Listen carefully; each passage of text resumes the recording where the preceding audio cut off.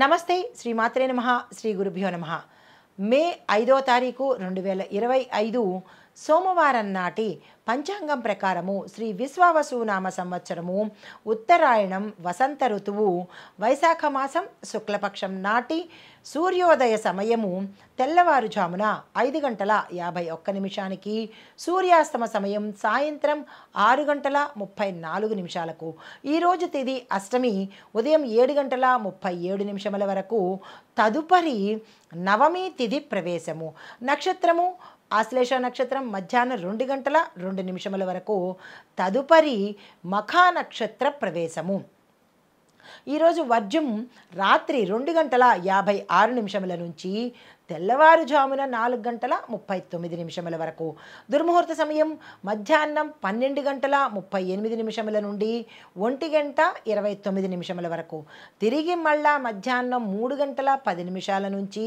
సాయంత్రం 4:01 వరకు అయితే రాహుకాలం ఉదయం 7:27 అప్పటి నుంచి ఉదయం 9:02 వరకు యమగండ కాలం ఉదయం 10:37 నుంచి మధ్యాహ్నం 12:12 వరకు బ్రహ్మముహూర్త సమయం తెల్లవారుజామున 4:15 నుండి తెల్లవారి 5:08 వరకు అయితే అమృత గడియలు మధ్యాహ్న సమయంలో 12:19 నుంచి మధ్యాహ్నం 2 గంటల వరకు అభిజిత్ ముహూర్తము మధ్యాహ్నం 11:47 నుంచి మధ్యాహ్నం 12:38 వరకు ఇది నేటి పంచాంగం. నమస్తే. తదుపరి రాశి కర్కాటక రాశి. ఈ రాశిలో ఉండే విద్యార్థులకు మీరు కష్టపడి చదవడము కానీ లేదా కష్టపడి ఏదైనా ప్రయత్నం చేస్తేనే కానీ తప్పనిసరిగా విజయం పొందే అవకాశం ఇక్కడ కనిపించడం లేదు. కొంతమందికి అపజయం కలగడము, అపజయం అంటే ఫెయిల్ అవ్వడం కానీ ఎక్కువగా బ్యాక్లాగ్స్ ఉంచుకోవడం కానీ ఇలాంటివి అస్తవ్యస్త ధోరణి ఈరోజు విద్యార్థులకు కనిపిస్తోంది. సంయమనం పాటించండి, జాగ్రత్తగా ఉండే ప్రయత్నం చేసుకోండి. వ్యాపారస్తులకు ప్రయాణాల ద్వారా లాభాలు, పెట్టుబడుల ద్వారా లాభాలు కూడా కనిపిస్తున్నాయి.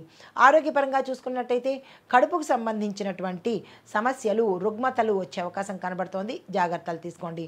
నీటి మీద ఎక్కువగా అంటే నీరుని ఎక్కువగా ఉపయోగించడము, నీటిని ఎక్కువగా తాగడము, అట్లాంటి నీటికి సంబంధించినటువంటివి ఎక్కువగా సేవించే ప్రయత్నం తప్పనిసరిగా చేసుకోండి.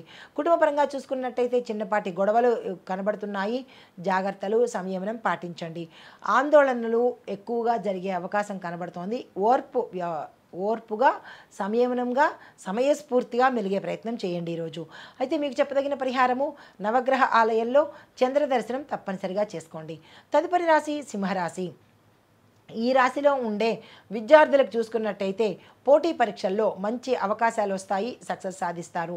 వ్యాపారస్తులకు చూసుకున్నట్టయితే పెట్టుబడులు సానుకూలంగా మంచి ఫలితాలు ఇవ్వబోతున్నాయి. ఇప్పుడు పెట్టుబడులు పెట్టుకుంటాను అని అనుకున్న వాళ్లకు ఇది కరెక్ట్ సమయము, ఆ దిశగా ప్రయత్నం చేసుకోండి. ఆరోగ్యపరంగా చూసుకున్నట్టయితే కనుక గుండెపోటు, గుండె ఆపరేషన్ జరిగిన బాధితులు ఎవరైనా ఉంటే వాళ్ళు ఈరోజు చాలా జాగ్రత్తగా ఉండే ప్రయత్నం చేసుకోండి.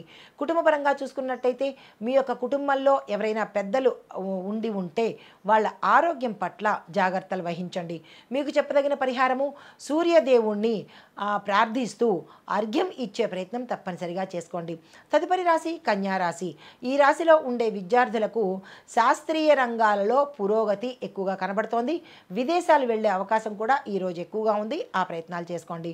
వ్యాపారస్తులకు చూసుకున్నట్టయితే కనుక ఏవైనా మీరు గతంలో చేసిన లావాదేవీలు కానీ లేదా ఈరోజు ఏవైనా లావాదేవీలు చేయాలంటే కనుక గతంలో ఉన్నవి రద్దయిపోయే అవకాశం కనబడుతోంది. అంటే క్యాన్సిల్ అవ్వడము, డిజల్యూట్ అవ్వడము ఇలాంటివి గోచరిస్తున్నాయి. కొత్తగా ఏమైనా చేయాలంటే కనుక ఈరోజు అస్సలు చేయకండి. ఉత్తర నష్టపడే అవకాశం కనబడుతోంది. జాగ్రత్తలు అవసరము.